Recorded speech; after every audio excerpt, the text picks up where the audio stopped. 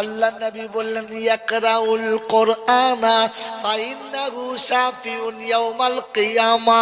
আমি রাসূল বলে যাচ্ছি উম্মত গো, কবরে তোমার কাছে কেউ থাকবে না, হাসরে কেউ থাকবে না। আমার আগের বক্তা বলে গেছে বারবার করে, হ্যাঁ না, বিবি স্বামীর হবে না, স্বামী বিবির হবে না, আত্মীয়তার পরিচয় চলবে না। কোরআন শোনাচ্ছে ইয়াউমা ইউনফাখু ফিস-সূর ফালা আনসাবা বাইনাহুম ওয়ালা ইয়াতাসাআলুন। ইসরাফিলের বাঁশিটা যখন বেজে যাবে, পৃথিবী যখন দারহাম বারহাম হবে, আসমানের সূর্য নিচে পড়ে যাবে, চন্দ্র নিচেতে পড়ে যাবে, পৃথিবী গুঁড়ো হয়ে যাবে। আমরা আল্লাহ পাক শুনিয়ে দিয়েছে ওই দিন কোনো সম্পর্ক থাকবে না। ইমাম মুক্তাদি চিনতে পাবে না, নেতারা শ্রোতা চিনতে পাবে না, বক্তাদের ভক্ত দেখতে পাবে না। সেদিন দেখতে পাবে রব্বানা আমি আমার নিয়ে ভাবি, আর কারোর জন্য ভাবার সময় থাকবে না। সমগ্র পৃথিবীর মানুষ সেদিন দেখবে সম্পর্ক কিছু চলছে না। বাপজিরা, সোনারা, লালেরা, আল্লাহর নবী শুনিয়ে দিয়েছেন, আল্লাহর নবী শোনাচ্ছেন উম্মতকে বাঁচাতে পারে তোকে দুজনাকে জানেন? আল্লাহ নবী বলেছেন ইয়াকরাউল কোরআনা ফাইন্নাহু শাফিউন ইয়াউমাল কিয়ামা। আমি রাসূল বলে যাচ্ছি কোরআন পড়ো, কোরআন পড়ো, সকালে সন্ধ্যাতে কোরআন পড়ো, শয়নে স্বপনে কোরআন পড়ো, নিশি জাগরণে কোরআন পড়ো, জীবনে মরণে কোরআন পড়ো, শিশুকালে বার্ধক্যে কোরআন পড়ো, নারীতে পুরুষে কোরআন পড়ো, ছোটতে বড়তে কোরআন পড়ো, ঘরেতে বাইরেতে কোরআন পড়ো। আমি রাসূল বলে যাচ্ছি হাসরের যখন ময়দান আসবে, কবরে তোমাকে যখন শোয়াবে, ইদা উদিয়াল মাইয়িতু আলা কবরিহি ওয়াল কুরআনু আলা রাসিহি ওয়াস সালাতু আলা ইয়ামিনিহি ওয়াস সাওমু আলা শিমালিহি ওয়া সাইরুল আমালি ইলা রিজলাইহি। মাইয়িতকে কবরে যখন শোয়াবে, চারিদিকে চারজন দাঁড়িয়ে থাকবে, মাথার কাছে কোরআন এসে দাঁড়াবে, ডান দিকে নামাজ দাঁড়াবে, বাম দিকে রোজা দাঁড়াবে, সমস্ত নেকিগুলো পায়ের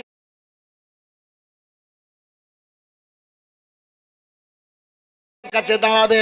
কবরের ফেরেশতা এসে বলবে মান রাব্বুকা, চারজনে একসঙ্গে বলবে চুপ করবো কা, আবার দিলে মার খাবি খোকা। বলছে আমি প্রশ্ন করবো, উত্তর নেবো, যা জিজ্ঞাসা করবি আমাকে জিজ্ঞাসা কর, আমরা চারজনে উত্তর দেবো। বলছে শুয়েছে ওর কাছে নেবো, বলে জাগালে তোকে ধুনে দেবো। দুজনে যখন ঝগড়া চলছে ধস্তাধস্তি, আল্লাহ জিজ্ঞাসা করে পাঠাবে ফেরেশতা ঝামেলা কিসের? বলছে আল্লাহ কবরে শুয়েছে একজনা, পাশে বসে আছে আরো চারজনা, ওকে তুলতে দেয় না কিছু। স্ত্রী বলল খানা খেয়ে লাও গো, আপনি বললেন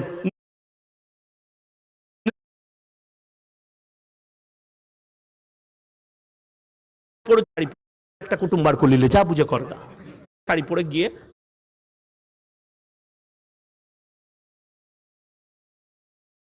আমাদের দেশ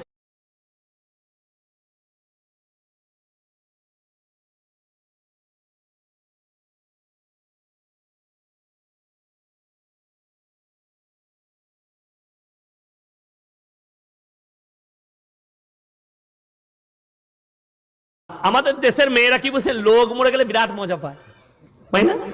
আমি আমার আব্বাকে বলছিলাম আপনি 50 বছর বায়ান করলেন, এখনো পর্যন্ত কিন্তু এদিকে মরা ঘর বন্ধ করতে পারলেন না, পেরেছে না? কোথায় ছাত্র রেখে মরেছে, এইখান থেকে একদম ট্রাক্টর দেখছে রেডি হয়ে সব মেয়েরা শাড়ি পরে বসছে, ও আমরা শাড়ি পরে গিয়ে বসে পড়লো। বেটা বলছে তুই কোথায় যাচ্ছিস গো? বলে জানি না, ছাত্রে মরেছে একজন। বলে ক্যা হয় তোর? মানে তোর বাপের ফুপুর অমুকের তমুক করে একটা কুটুম্ব বার করলিলে, যা বুঝে কর না। বেটা আর অত কুটুম কি বুঝবে? বলে তাহলে যা। গোটা গাড়ি গল্প চলছে, যখনই ছাত্রের মোড়ে ঢুকেছে কি করে বললো গো, ফেরেশতারা আল্লাহকে বললো আল্লাহ এই যে দারুণ ডিজাইন শুরু হলো, বলে এখনো অনেক বাকি আছে, তারা ঢুকুক। এই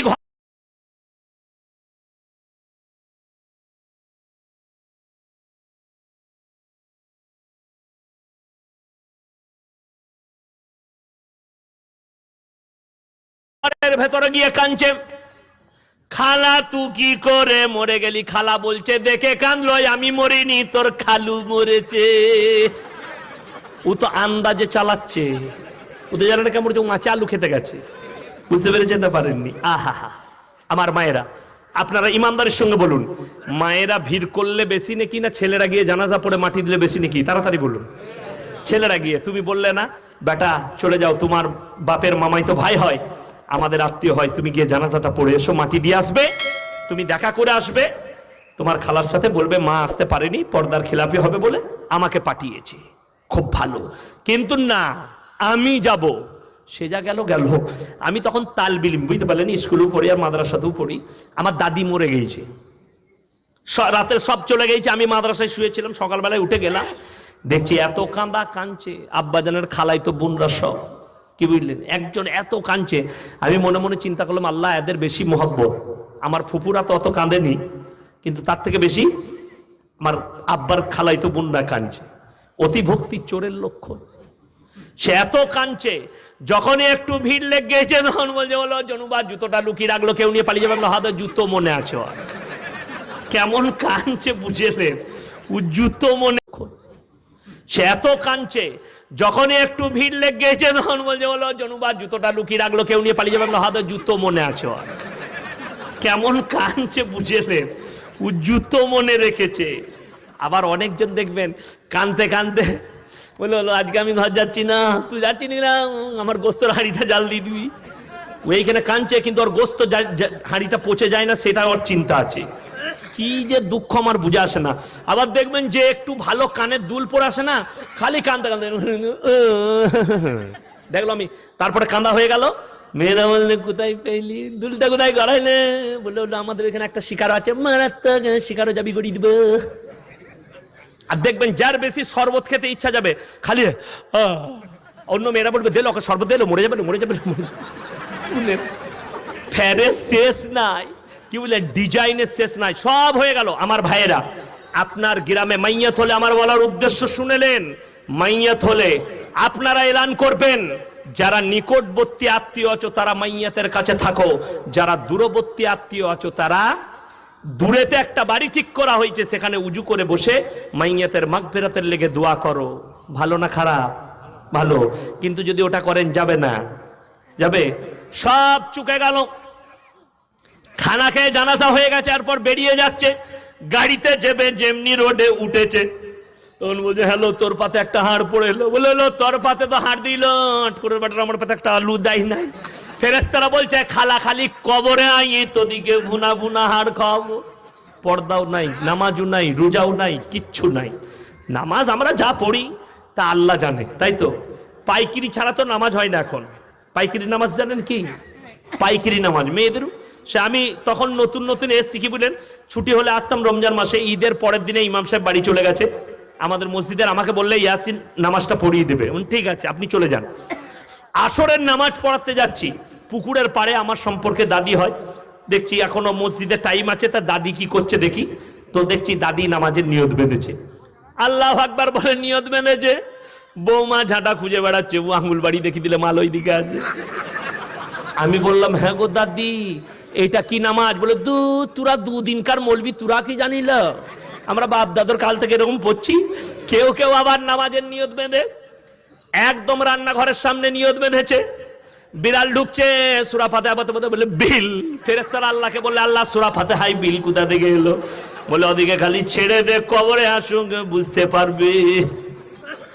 ওই জন্য নামাজটাকে নামাজের শুনেলেন, ফাইন্নাহু ইয়ারাক, তোমরা আল্লাহর উপাসনা এমন করে করবে, তোমরা আল্লাহর উপাসনা এমন ভাবে করবে, এমন ভাবে আল্লাহর উপাসনা করো, মনে মনে ভাববে আমি আল্লাহকে দেখতে পাই বা না পাই, আমার আল্লাহ আমাকে অবশ্যই দেখছে। এইভাবে তোমরা কি করবে? নামাজ আদায় করবে। আমার ভাইয়েরা, আমরা নামাজ পড়ি কেমন? আমরা পাইকারি নামাজ। একজন কোনোদিন নামাজ পড়ে না, সে দেখলে জলসার স্টেজে এসার নামাজ হচ্ছে, ফেরে পড়ে গেছি, কি করব? দেখে দেখে চালিয়ে দেবো। ইমামের সঙ্গে 4 রাকাত দেখে দেখে চালিয়েছে, তারপর লোকরা সুন্নত পড়ছে, বেদের পড়ছে, এই চিন্তা করলে আল্লাহ এগুলো কি চালাচ্ছে, যা হবে হবে আমু চালিয়ে যায়। একবারে নিয়ত বেঁধে 32.5 রাকাত। ফেরেশতারা আল্লাহকে বলল আল্লাহ আর কেন 32.5? বললে মানটা নো এন্ট্রি মাল, ফজর থেকে খুঁজে পাবি না, ও ফেরে পড়ে চালাচ্ছে। এরকমও নামাজি আছে। আর নামাজ আল্লাহ আমাদের দেশে, কি বুঝলেন, যে যত স্পিরিটে পড়তে পারবে হাফেজ সাহেব, সে তত ভালো হাফেজ। তাই না? তারাবি যে যত স্পিডে পড়তে পারবে, আল্লাহ মালিকম বলে ফুটিয়ে দিলে বে দারুণ একদম রাজধানী এক্সপ্রেস। কোথা থেকে এনে মারাত্মক। ফেরেশতারা বলছে তুরাই জানিস, আমরা খুঁজে পাই না। মাস আল্লাহ আমাদের দেশে কি বুঝলেন, যে যত স্পিডে পড়তে পারবে হাফেজ সাহেব সে তত ভালো হাফেজ, তাই না? তারাবি যে যত স্পিডে পড়তে পারবে, আল্লাহ মালিকম বলে ফুটিয়ে দিলে বে দারুণ একদম রাজধানী এক্সপ্রেস। কোথা থেকে এনে মারাত্মক। ফেরেশতারা বলছে তুরাই জানিস, আমরা খুঁজে পাই না কোথায় পড়ছে। বড় কষ্ট হয়। কোরআনকে জিজ্ঞেস করুন, আমি 12টা বৎসর বোম্বেতে তারাবি শুনিয়েছি আমার জীবনে। 9টায় শুরু করতাম, 12:30টায় শেষ হতো, কোনোদিন 1টা বেজে যেত, 1 পারা পড়তাম। আলহামদুলিল্লাহি রাব্বিল আলামিন আর রহমানির রহিম মালিক ইয়াউমিদ্দিন ইয়্যাকা না'বুদু ওয়া ইয়্যাকা নাস্তাঈন ইহদিনাস সিরাতাল মুস্তাকিম সিরাতাল লাযীনা আন'আমতা আলাইহিম গায়রিল মাগযুবি আলাইহিম ওয়ালাদ-দাল্লিন। বুঝতে পারলেন? পরে সূরা ফাতিহা পড়লাম। মালিক সব থেকে বড় জিনিস আমাদের হাফেজ সাহেব দিকে আমরা বলে দিই না। যখনই রুকু করলাম সুবহান রাব্বিল আযীম সুবহান রাব্বিল আযীম সুবহান রাব্বিল আযীম সামি আল্লাহু লিমান হামিদা, তখন মুক্তাদির একবার হলে সুবহান যা হয়ে গেল।